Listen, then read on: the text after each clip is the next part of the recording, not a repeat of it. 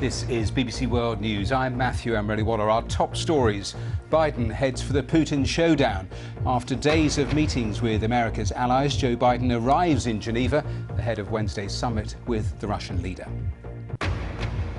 On the agenda, Syria and the last remaining aid route which Putin is threatening to block. Boris Johnson's vision of global partnerships post-Brexit begins, with the UK and Australia agreeing the broad terms for a free trade agreement.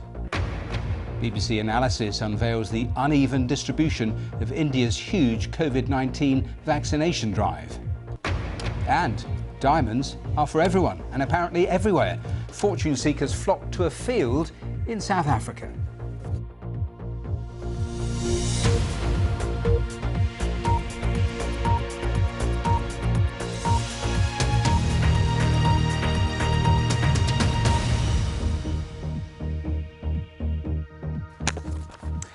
Welcome back to BBC World News, and let's return very much to our main story here. The US President Joe Biden has arrived in the last hour or so in Geneva ahead of his much anticipated meeting tomorrow with Russia's Vladimir Putin. Relations between Russia and the West are at rock bottom. At Monday's NATO summit, Joe Biden called on President Putin to step back from provocative actions targeting the US and its allies, while Russia recently put the US on its official list of unfriendly countries. Let's talk once again to Lise Doucet, our chief international correspondent, here with me in the studio. And Lise, I suppose when we look at this summit, the nub of it, from the West perspective, from the American perspective, is how do you get Russia to behave within international norms? It's exactly how President Biden has framed it. He said, we're not looking for conflict with Vladimir Putin, with the Russian Federation, but we're trying to stop those actions which are incompatible with international norms. And that, of course, in the eyes of the United States, the list is long, is cyber hacking, whether in terms of key American infrastructure or the American elections. It's human rights. Last night's decision to label Alexei Navalny, the opposition leader's group, as extremist is not going to help.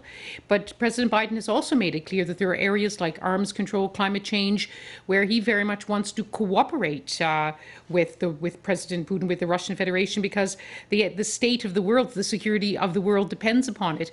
But it's interesting when you talk about looking at the summit, the eyes of the world are on this summit. They'll be looking at everything, the body language, how they look at each other, everything, because we're not expecting a lot to come out of it. So everything is going to be analysed, and both leaders know that.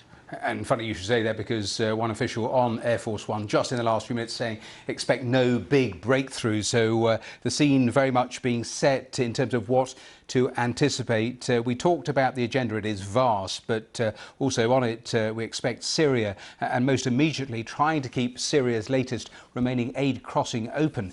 In 2014, the UN Security Council allowed aid operations to cross at 4 points, but last year, after objections from Russia and China, this was reduced to just one. The Bab al-Awa crossing is the only route to reach the rebel-held northwest Syria. About 1,000 trucks enter through that crossing every month, bringing COVID-19 vaccines as well as food and medicines deliveries to around 4 million people in Syria's last remaining rebel stronghold. Now, Vladimir Putin has been threatening to block the route using his veto at the UN Security Council, and argues that the Syrian President Bashar al-Assad should be responsible for the distribution of any aid. Well, aid agencies are warning of a looming humanitarian catastrophe if that crossing is closed. The Syrian conflict has killed nearly 500,000 people since it started in 2011, with a brutal crackdown against peaceful demonstrations. So Lise, let's concentrate on Syria for the next few minutes. I'll come to aid in a second, but in terms of the basic approach, after President Obama did not intervene after chemical weapons were used, there was a vacuum and Putin filled it, and in a sense the West has been playing catch-up ever since. Yeah, for anyone who follows Syria, you can't forget the moment when Russian warplanes were in the sky. I remember I was at the UN and with the UN envoy to Syria, and he goes, oh my goodness, we just heard that Russian warplanes are in the skies over Syria. September 2015, it marked in a very loud way the entry of Russia, which has since then become, without argument, the most powerful player in Syria, literally calling the shots. President Putin's intervention on the ground and in the air did nothing less than turn the tide of war in favor of President Assad. And of course, Russia, as well as Iran, have been the best of friends to President Assad, going all the way to those UN Security Council votes. So the threats, the danger then to this crossing point, what is the potential here? And is there any sort of room for manoeuvre in terms of trying to get or put enough pressure on Putin not to use his veto? I've discussed this issue so many times with Syrian officials. They say it's sovereignty. We do not want aid agencies to use any border crossings which are not under our control. And Russia and China have reinforced that message at the UN Security Council. Last year, 2 of the 3 remaining crossings into northwest and to northeastern Syria were closed because the UN Security Council failed to approve them. There's only one last corridor left, Bab al-Hawa, in the northwest. And through that, the UN Food Programme is trying to keep 2.8 million people alive, most of them women and children who've been displaced time and again. It's through that crossing that vital COVID-19 resources are going through. Literally, if there's no crossings left in the north, a lot of people are going to die. President Putin, President Assad, they say, listen, President Assad controls almost all of Syria now, and therefore he can provide the aid. But we've seen what that means on the ground. Yes, and that, of course, is why we've had all of these humanitarian warnings, yet more warnings for Syria. Elise, thanks very much for now. Of course, we have that huge summit tomorrow, so we'll talk to you again later in the programme and again throughout the course of the programme tomorrow. Thanks so very much for now. Well, we'll pause from that because it is time to catch up with the business news of the day. Aaron is here and looking at that global trade deal I was talking about a little earlier between the UK and Australia. Aaron, over to you. Indeed I am, Maddie. A couple of trade deals, really. Hi, Lise, as well. Let's begin in the UK because, yes, as you've been hearing, it has signed its first trade deal, starting from scratch since Britain left the EU, and it's with my home nation. It's with Australia. Prime Ministers Boris Johnson and the Aussie Prime Minister Scott Morrison made that agreement at Downing Street in London. It's seen by some as really a hallmark of the UK's global ambitions, but others, well, they've warned there were just too many concessions. Now, in a moment, we're going to hear from the UK's National Farmers Union. But first, here's an Aussie farmer who's, well, he's optimistic about the deal. For us to move product into the UK, it's the pinnacle of success. It's where our grassroots came from. And we'd be very proud to provide high quality product to the consumers in the UK.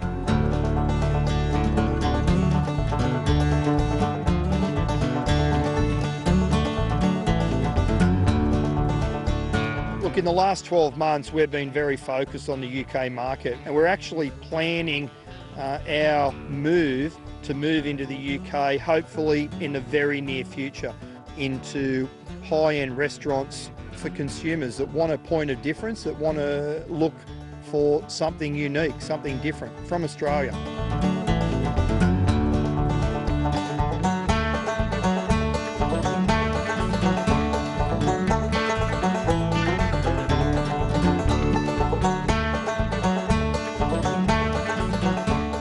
Australian beef goes all around the world. For instance, we send product into China, we personally send product into the Middle East and throughout Asia.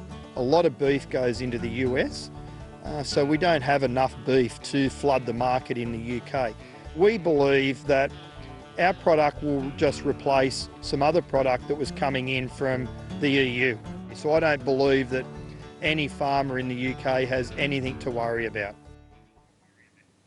Well, one Aussie farmer there, but let's stay with this because earlier I spoke to the UK's National Farmers Union and asked if, well, UK farmers should be worried about the market being flooded by Aussie beef. It's difficult to know exactly what's going to happen over the next, say, 10 or 15 years. And those are the kind of timeframes that are being talked about for this deal to be fully implemented, so tariffs fully eliminated. I think it's probably right that next year we're not going to suddenly see a flood of Australian imports of beef into the UK. They've got markets, as we just heard, in China and all over the world. But over a longer period of time, there might be many reasons why actually those imports start to hit quite big volumes. And you don't actually necessarily need big volumes either. We heard that the farmer there is looking at high-end restaurants in London for his his beef, you can send a boatload of really high value cuts. It's a low volume. It's well within the volumes that are being talked about, but it could have quite a big impact on UK beef producers and the prices they get. So, there is certainly a risk that this added competition in the UK market by producers who have much lower costs of production is going to put some serious pressure on UK farmers. That's Nick von Westenholz, I should say, talking to me a little earlier. Let's move on, because the United States and Europe have agreed a temporary truce in the 17-year dispute between Airbus and Boeing all over state subsidies. Yeah, billions of dollars worth of tariffs were imposed by both sides on goods such as, well, French wine, American tobacco. Those tariffs were dropped at a meeting between President Biden and EU leaders earlier today, all in a bid, really, to mend transatlantic relations. Let's jump straight over to New York and join our very own Michelle Fleury. Michelle, always lovely to see you. Hey, Michelle, so it's happened, but let's just remind viewers around the world how we got to the tariffs in the first place, because this is one heck of a long fought-out dispute, right? Yeah, I mean, it's been a nasty legal fight that has stretched over more than a decade, involving the United States and the EU and their sort of main aircraft makers, Boeing and Airbus, each side slinging mud at each other, basically saying the other receives unfair subsidies. In the case of the EU and Airbus, the US say they receive launch aid money. In the US, the accusation from the EU is that they get some money for R&D from defense contracts. This is not, it's worth pointing out, Aaron, a legal solution. It is a political one where both sides essentially are saying, we're going to set aside our differences because we have bigger fish to fry. Namely, they are worried about what they call non-market practices from other players. Those other players, key in their mind is China. And so there was some skepticism when they held a press conference today to announce the lifting of tariffs that had been imposed on both sides, saying how durable is this given it isn't based in law? And Michelle, while I've got you, we know the American Central Bank, the US Fed, they're sitting down, starting their two-day meeting today, at a time when they'll be looking at all the numbers coming out of the world's biggest economy on the day where we got those all-important US retail sales numbers, right? I mean, Americans shopping in normal times, makes up 2/3 of that economy.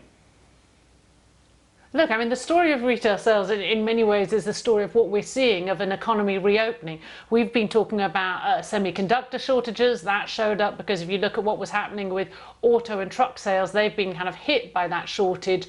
Cars not making it onto the dealership floors because they're missing that key component. Then you add to the fact that people are going back out, but they're spending things more on services than they are in goods. And that explains some of the dip we saw in the retail sales figures this month. Indeed it does. Michelle, always lovely to see you. Speak to you very soon. Let me just leave you with a couple of other stories making headline news. Emirates Airline posted an astonishing $5.5 billion loss in the last financial year, of course citing the tremendous toll of the pandemic on the business. The airline carried 66 million passengers. That's an 88% drop from the previous 12 months. Emirates required a $3 billion cash injection from the government and had to make some of its workers redundant. The chief executive said he hoped to return to full operating capacity as quickly as possible. And a French court on Tuesday ordered IKEA to pay $1.2 million for spying on its French staff after the company was found guilty of improperly gathering and storing data on its employees. Workers said the information was used to target union leaders and gain advantages in customer disputes. In response, IKEA Retail France strongly condemned the practices and has implemented a plan to prevent this from happening again. That's it. Follow me on Twitter at BBC Aaron. Maddie, it's all yours. I'll see you soon, mate. See you tomorrow. Thanks very much. Do stay with us on BBC World News. Still to come here on the programme, fortune seekers flock to a field in South Africa in search of diamonds. A wild goose chase, or have they hit the jackpot?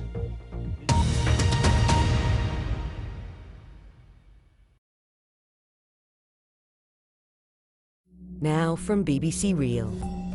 The grapefruit has a reputation of being healthy. It's a good source of vitamins C and A. The fruit has also been found to lower cholesterol and prevent strokes, and has even found a role in the fight against cancer. Researchers create nanoparticles using grapefruit lipids. which are molecules formed of carbon, hydrogen, and oxygen atoms used by the body to store energy to deliver drugs because grapefruits have a lot of lipids. But this is where the grapefruit's darker side comes in. Consuming one grapefruit can cause surprisingly dangerous side effects, like kidney failure when it's combined with some everyday medications, including some antibiotics and heart medications. This is thanks to its high volume of furanimacurins, which are compounds that block enzymes produced by the small intestines to break down medications in the body. This means grapefruit increases the amount of a drug that gets into the bloodstream. When David Bailey, a scientist in Canada, published his discovery in 2013, he counted 85 medications that were affected by the grapefruit. Now, he says, that number is in the hundreds. Some people won't be affected, but for others, one tablet with a glass of grapefruit juice is the equivalent of taking 10 tablets. Original global stories from the BBC.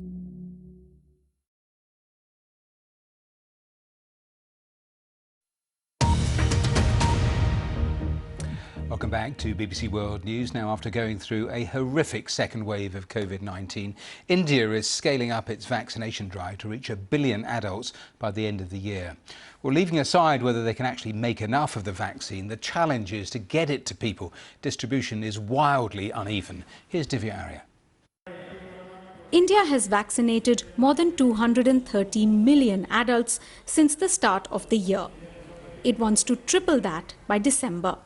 BBC analysis of first jabs so far reveals the drive has been anything but uniform, from only 3% of people to 53%.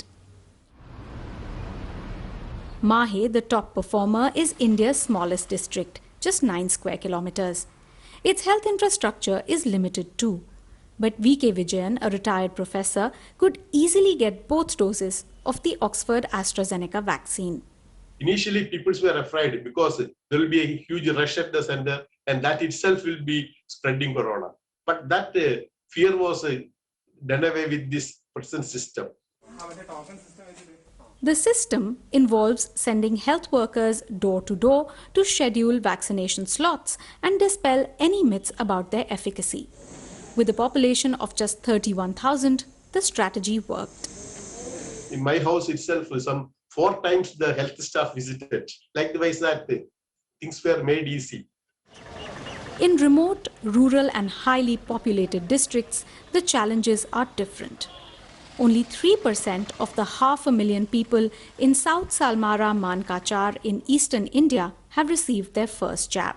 Most people don't wear masks and vaccine hesitancy is widespread. People are saying that anyone who gets vaccinated will die after 2 years. Very few people here believe it. Oh, good.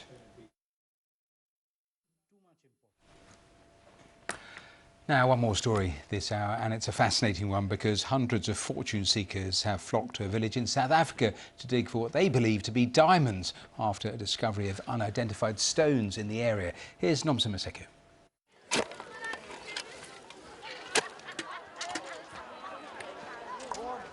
Thousands of people have been flocking here since the discovery of what they believe could be diamonds. KwaHlathi is a small village here in rural KwaZulu-Natal, and there isn't much infrastructure and jobs are very scarce. People here are hoping this discovery could change their fortunes. Maybe I got 15, 20 grams now. I'll just become rich and I'll take my family to the holidays. Yeah, I'll build my own legacy. I'm gonna spend it in clubs. I'm gonna buy cars. So today I haven't got anything yet. Yeah, but I'm hoping for my luck. If this were the real diamonds, that will help me and my family, because everyone needs a financial stability and everyone needs to get up in life. Most of us are unemployed, actually. Most of our community are unemployed. So this will help a lot. Actually, if maybe this was the real diamond, maybe they would do something. Maybe this might end up like becoming a mine, yeah, where people get a lot of work. We still don't know if these are real diamonds, but the government is sending a team of geological and mining experts to verify if this discovery is what people believe they are. Diamonds that could change their lives for the better. So if we find out that this is not real, it will be very devastating for us, and we'll become hopeless, actually, because some of us has had big dreams and hopes about this. Nomsa Masego, BBC News, KwaZulu-Natal, South Africa. Now, let me tell you what is coming up here in the next part of our programme, because we're going to get the latest from Geneva. But I want to show you first the pictures coming to us from Jerusalem, that march from nationalists that we were touching upon a little earlier, just getting underway, large gathering. And we know about 2,000 extra police on the streets. So a lot of tension, a lot of security there. And the group will be allowed to pass through the area known as the Arab Market, but not through the city's Muslim quarter. There will be counter demonstrations from the Palestinians. This day 2 of the new coalition government, a first real test for them. So we'll get the latest. We'll keep an eye on what is going on in Jerusalem. And of course, our main story, Geneva and Joe Biden. We saw the president arrive there, a couple of hours ago. This Joe Biden arriving ahead of that critical summit, the face-to-face meeting with Vladimir Putin that is scheduled for Wednesday. So plenty more on that, which is very much our main story here on BBC World News. Don't go away, we're back in a bit.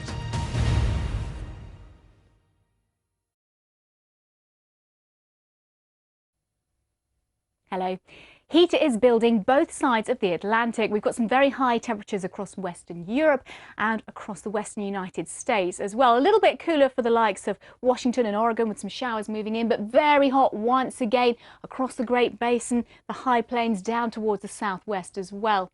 Meanwhile, we've got some storms around as well, around some of the Gulf Coast states, anywhere from Texas towards Florida, pretty heavy at times here, and also for parts of the Carolinas up towards the northeast, some gusty winds and some heavy showers at times too. We've also got some heavy rain developing around the Bay of Campeche, a broad area of low pressure here. So some heavy showers not only for southern parts of Mexico, but also down across other parts of Central America towards Panama. It's drier for central and eastern parts of the Caribbean.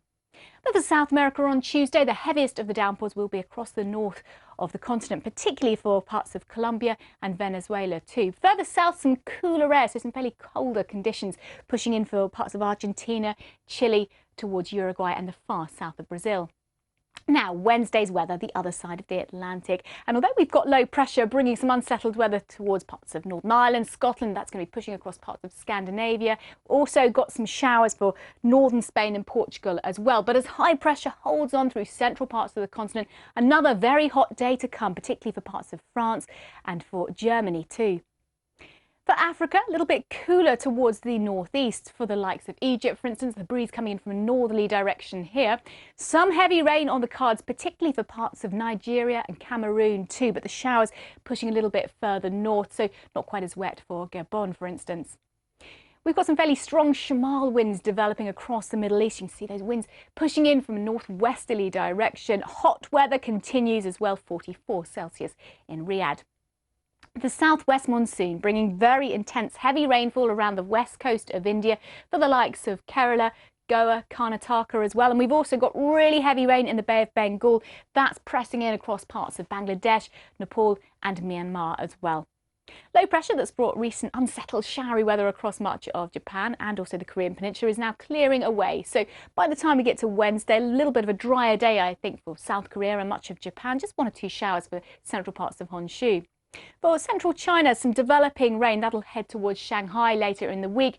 Further south, some heavy downpours, pretty heavy rain for northern and northwestern Thailand, and scattered heavy showers and thunderstorms for Indonesia. Across Australia now, and we've got another area of low pressure towards the southeast. It's been very unsettled recently, so more showers for the likes of South Australia, Victoria, New South Wales, and we could well see some heavy showers for southern parts of Queensland too. 1 or 2 showers for New Zealand, but we're likely to see some heavy rain and some strong winds affecting the North Island by the weekend. Bye for now. Here we are. Click. Click. Activate. Click. Click. Click. Let's do this. Let's go. Algorithm. Facebook. Twitter. Data. YouTube. Zoom. Microsoft Teams. Wireless 4G network on the moon. AI connected container farm. Pop the headset back on and enjoy the view. How cool was that? Oh, that was a bit of fun. Your weekly tech update. Click on BBC World News.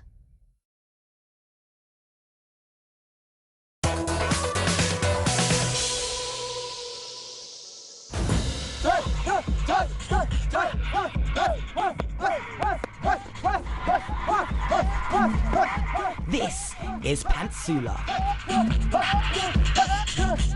This style of dancing is absolutely incredible. It's fast-paced, it's energetic, and it's technical. But for young South Africans, it's so much more than that. It's a movement that encapsulates storytelling, fashion, and social expression. And just look at those dance moves. My mind is just blown.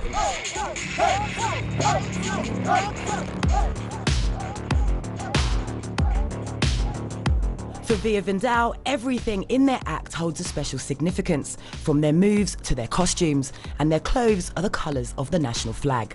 Pantsula, it's a local culture, you know. You would never get it anywhere in the suburbs, things like that. Whatever we do, we're telling stories, our stories, background stories, through dance, you know.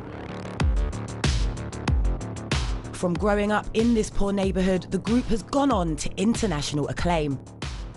In 2017, director Danny Boyle handpicked them to perform at one of New York's most prestigious venues, Carnegie Hall. We really killed the stage.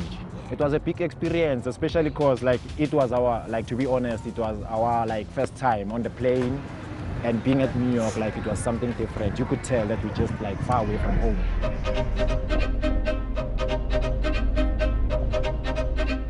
The background of the dance is closely tied to the history of the nation. We're on our way to the biggest township in South Africa, Soweto. Here, the Pantsula has a deeply political message. Soweto has a reputation for activism. It was home to Nelson Mandela during apartheid in the years prior to his arrest. Pantsula has its roots in the same era. It mashed contemporary forms with traditional African dance, an act of cultural defiance against the oppressive white government. Talk to me about the social and political messages that you express when you dance. The first political message is that Tina, as black people, we are powerful, you know. And the second is we're trying to tell the world that we're still free, but we're still bearing a lot of brands. We still have to push, ourselves, and we have to push ourselves 10 times harder than any other individual. And now, the moment of truth. Do I have what it takes to become an honorary member of the troupe? Okay, stand here. Okay. Yeah, so it's gonna be 1, 2, 1, 2. 1, 2, 1, 2. 1, 2, 1, 2. Oh no. Yeah, so it's gonna be 1, 2, 1, 2. 1, 2, 1. 1, 2, 1. 1, 2, 1. Oh, Not easy. that. Slow. Okay, Yeah. slow. 1, 2, 1, 2. 1, 2, 1. 1, 2, 1. 1, 2, 1.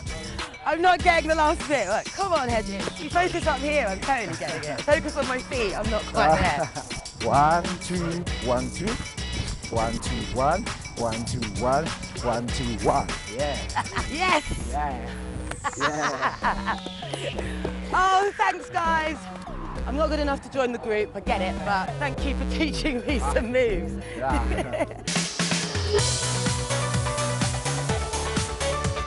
The Travel Show, your essential guide wherever you're heading, every weekend on BBC World News. As the coronavirus pandemic continues, BBC News has in-depth coverage. With the pandemic, Brazil's profound inequality deepens. Australia and New Zealand were among the first to shut their borders. Now they're among the first to open them to each other. Why was India not better prepared for this second wave? See the headlines as they happen with breaking news alerts in the app, and get the full story with bbc.com/news. Follow the story for all the latest with BBC News.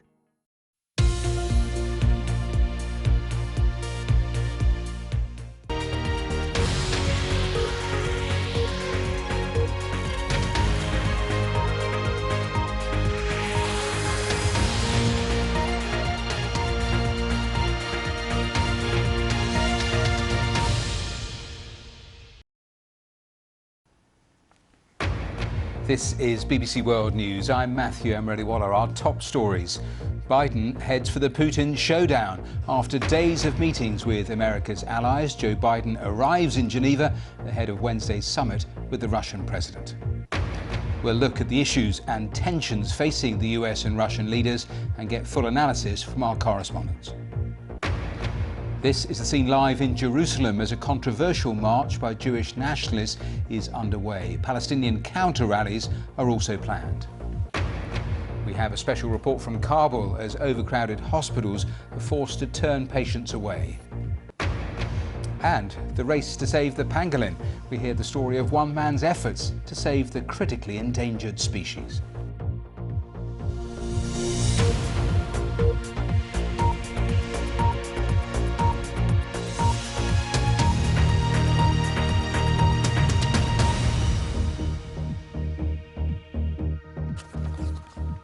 Hello and welcome back to BBC World News. From the moment it was first announced, Wednesday's summit between Joe Biden and Vladimir Putin was always going to dominate the headlines.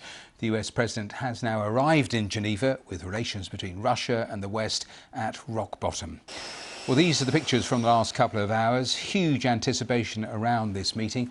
Both leaders have already been laying out their positions before they actually arrived. We'll play you those clips in a moment in terms of what the presidents have been saying, but it is a long list of areas of concern for Joe Biden. Russian interference in the US elections, the killing and attempted killings of opposition figures on foreign soil, Alexei Navalny at home, hostile actions in Crimea, Ukraine, Syria. NATO talked yesterday about the dual strategy of dialogue and deterrence with Russia. Well, as for Vladimir Putin, Russia recently put the US on its official list of unfriendly countries. So Joe Biden arriving there, the pleasantries, the greetings. Let's head to Geneva and head to Sarah Rainsford. And Sarah, an absolutely crucial summit this. Set the scene for us. It is a critically important summit, of course, and here in Geneva, the hope is that the reputation of this place for diplomacy might help calm somewhat the antagonistic relationship between these two countries at this point, because I don't think anyone is going into this with huge expectations for any breakthroughs. The fact of the summit itself is perhaps the greatest headline of this, and certainly as far as the Russian side's concerned, I think there's a lot of people pretty satisfied that in the early months of Joe Biden's presidency, it is Vladimir Putin that he's sought out for a summit. As I say, people talking down a chance of a breakthrough, the Kremlin talking about the hope that there can be some understanding achieved from this summit rather than necessarily any agreements. The security here is extremely tight, as you would expect. Joe Biden already in town, President Putin expected tomorrow. We've seen police patrolling Lake Geneva here, armed police in boats patrolling the shoreline. This is a beautiful setting for a summit, of course, but it's taking place in the 18th century villa, which is just here in the park behind me. Sarah, as I was saying, positions already very clearly laid out from the two leaders. Before I ask you the next question, let me just play for our viewers what President Biden and President Putin have already been saying. I shared with our allies that I'll convey to President Putin, that I'm not looking for conflict with Russia, but that we will respond if Russia continues its harmful activities. And we will not fail to defend the transatlantic alliance or stand up for democratic values. President Biden, of course, is radically different from Mr. Trump because President Biden is a career man. He has spent virtually his entire adulthood in politics. That's a different kind of person, and it is my great hope that yes, there are some advantages, some disadvantages, but there will not be any knee-jerk reactions on behalf of the sitting US president. Sarah, let's pick up on that in terms of what the best that can be hoped for, what the worst that can be hoped for, because Joe Biden clearly wants Russia to start behaving within international norms. What does President Putin want from this? Well, I think first and foremost it is to be on that geopolitical stage, if you like, to be here with Joe Biden face-to-face, toe-to-toe, as some are describing it. So I think first and foremost that's the point, if you like, of this summit, to underline Russia's importance as Russia sees it on the international stage. Beyond that, in terms of what this summit can actually deliver, well, in terms of agreements and breakthroughs in that sense, nobody is talking about those. In fact, the Russian side is saying that there are modest expectations. The American side is saying precisely the same. But I think, listening to experts and people talking in Russia itself before we came here, the idea was there was a lot of talk about red lines, about Russia coming to this summit to set out its red lines, the lines it's not prepared to see the West and America in particular cross in terms of Russia's interests. But also, I think, to see where exactly Joe Biden stands. Because don't forget, this is their first encounter as presidents. I think Russia will be looking to see just how far it can push and how far the US is prepared to push back against Russian activity. All right, Sarah Rainsford there in Geneva. Thanks once again. Thank you. Well, before Joe Biden left Brussels for Geneva, another page was turned on the Trump era, this time on the trade war with the EU.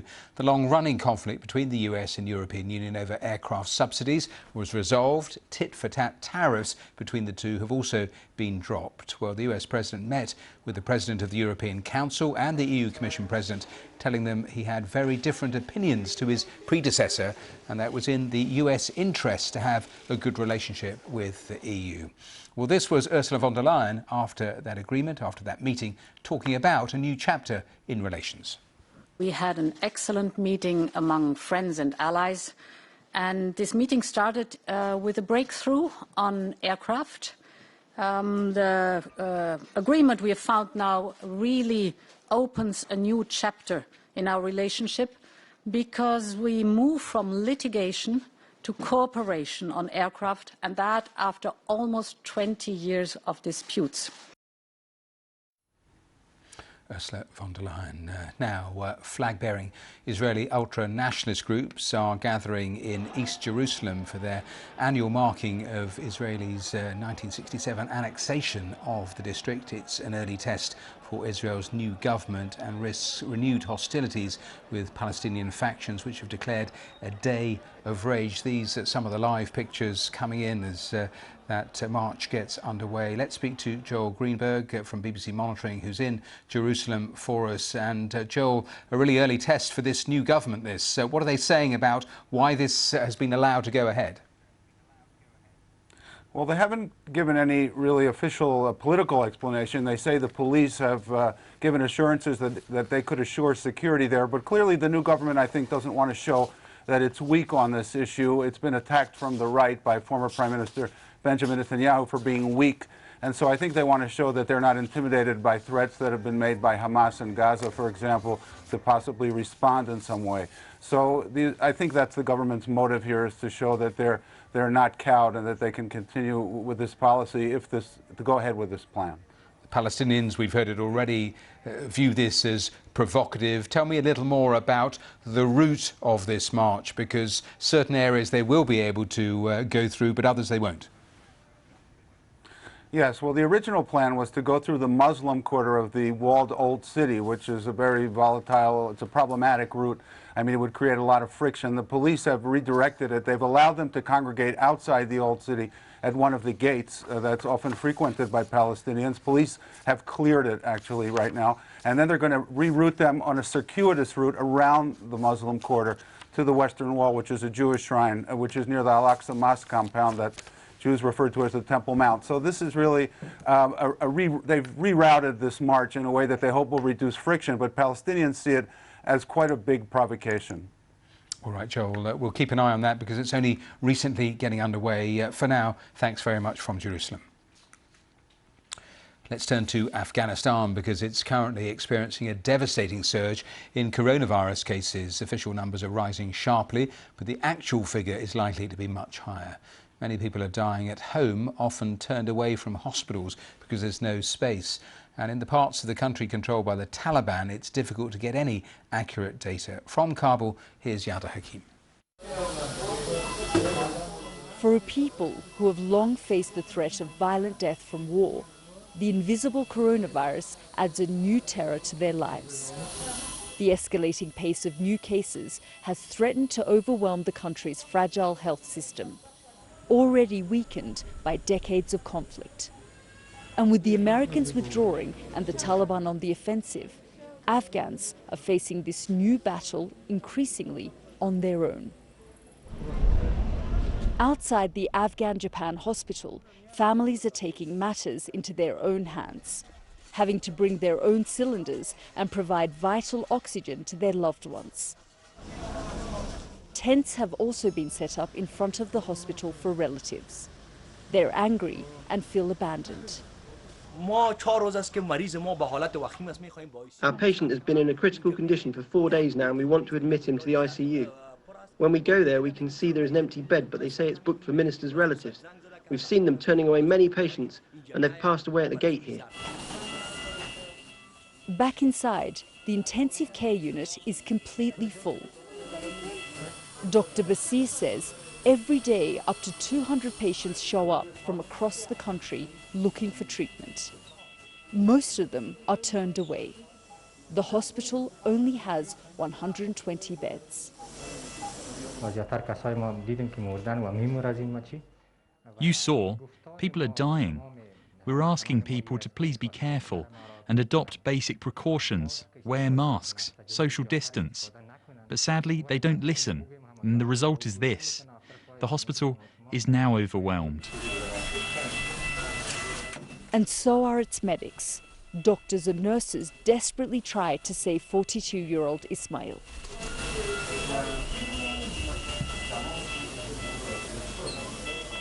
He didn't make it, like so many others.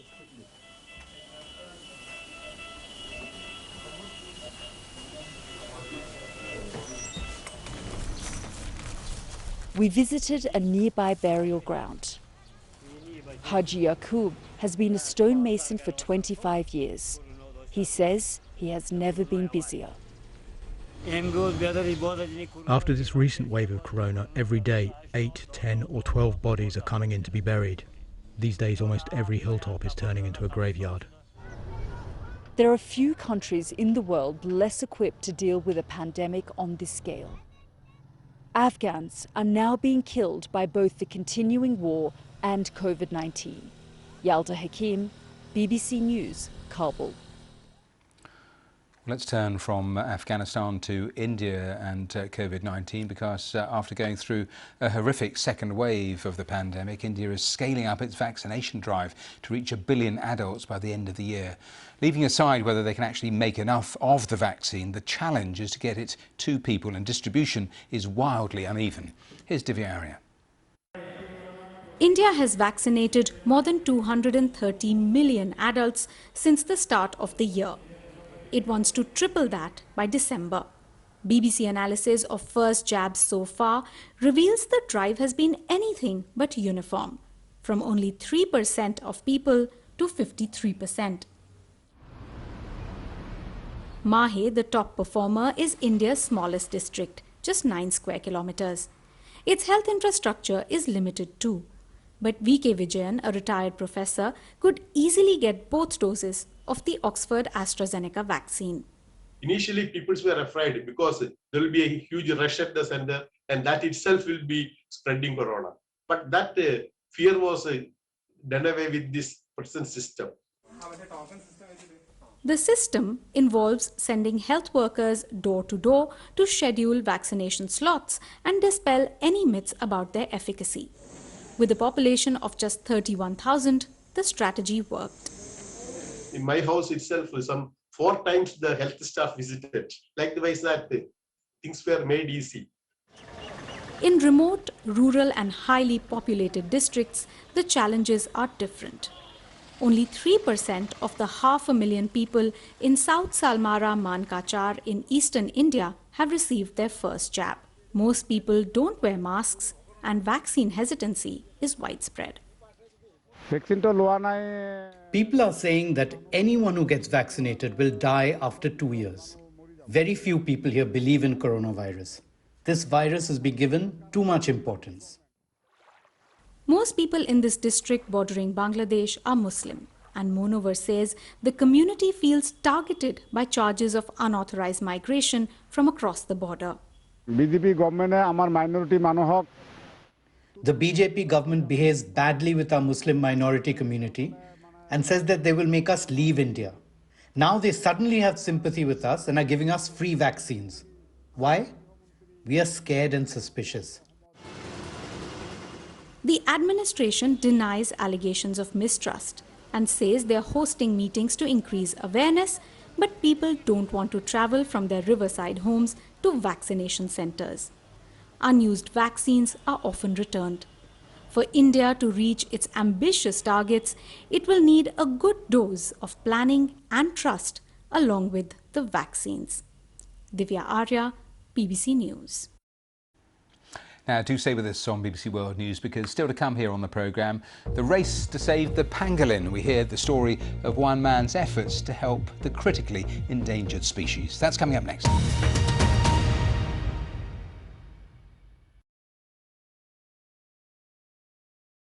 It's more than just a game. It's a way of life.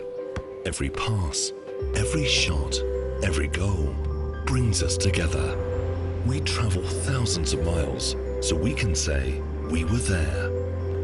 We follow every moment and go where the game takes us, uniting in hope and watching together. It's more than just a game. Having a global perspective creates a deeper understanding.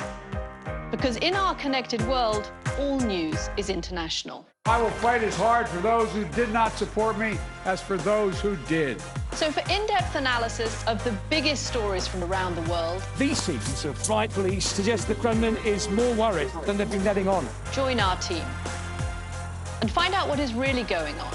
World News America on BBC World News.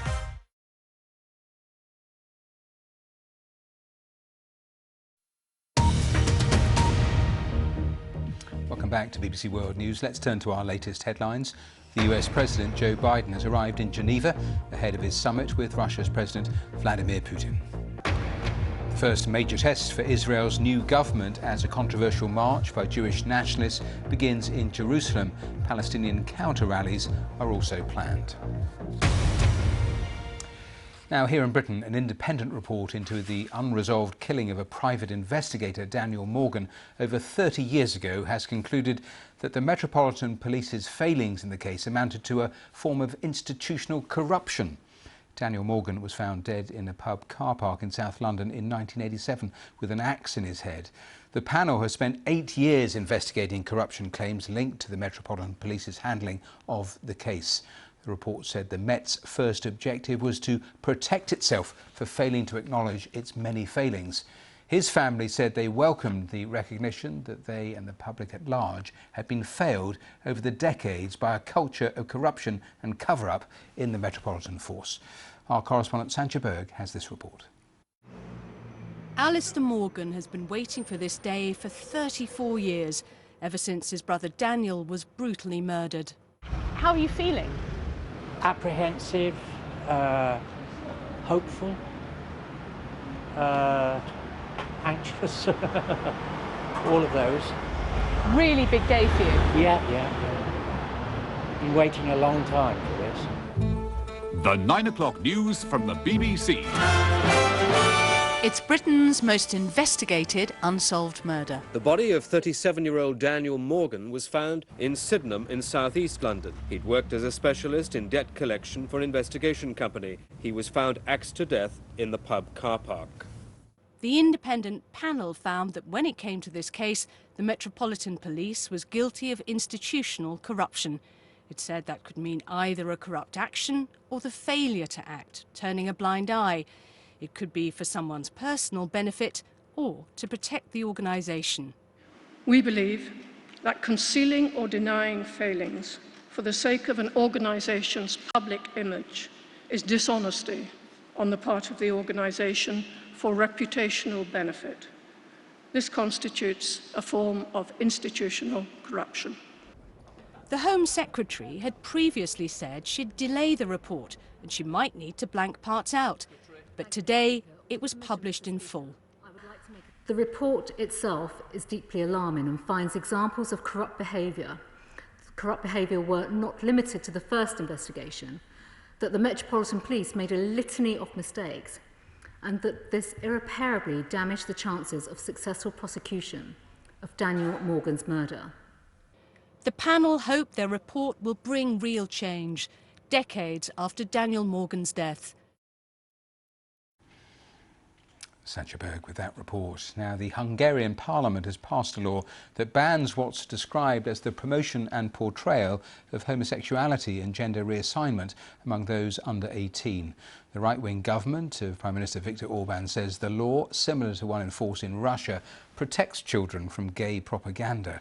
But rights groups say it will make sex education in schools difficult and could lead to films being banned. On Monday, thousands of Hungarians took part in a protest against the move.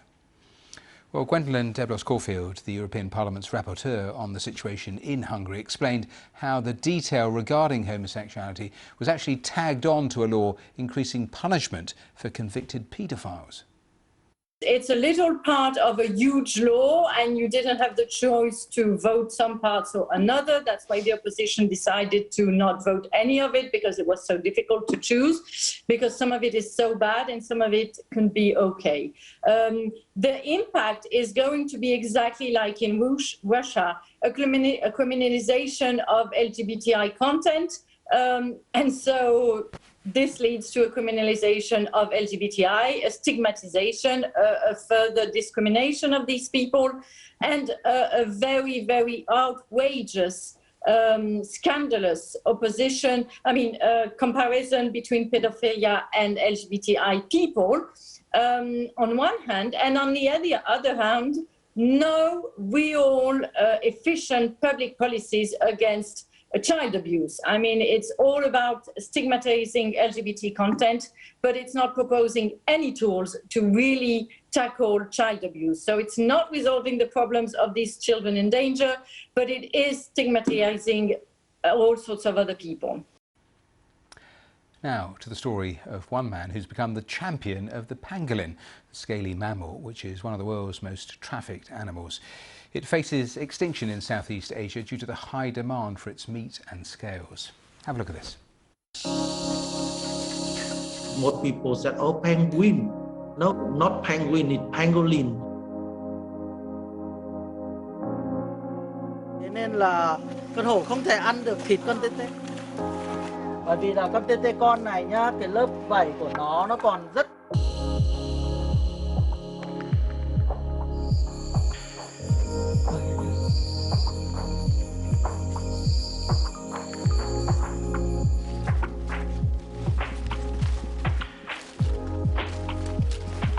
Đây các bạn có biết con này là con gì không? Không ăn.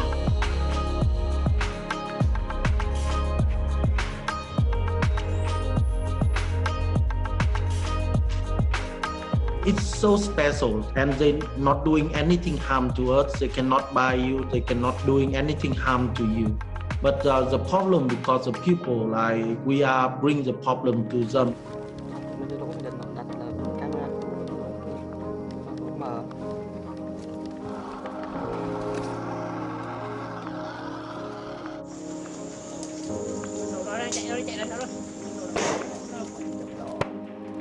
Cái móng bò nó nướng và tay thì nó quay ra để lên cuốn.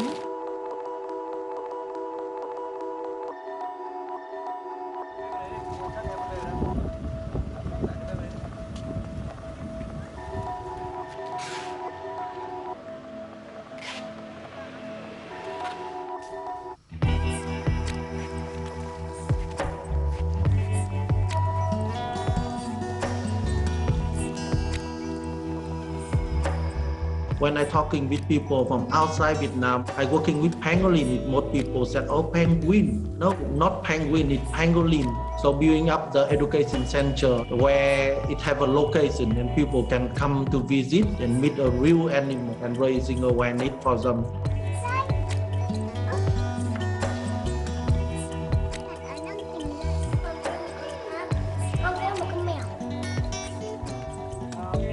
Bụng bạn Xuyên bị chết thì để mà cứu bạn Xuyên thì các bác sĩ thú y ở đây đã mổ.